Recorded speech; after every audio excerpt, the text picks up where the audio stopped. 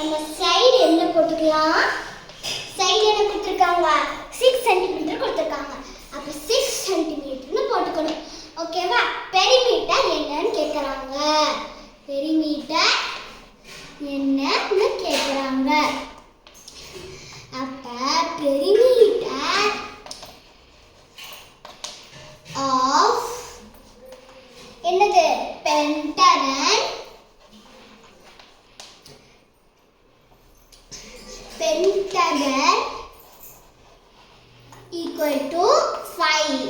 ஏன்னா 5 sides இருக்கு. அப்ப 5 into side s. s unit. ஓகேவா? 5 போட்டுட்டேன்.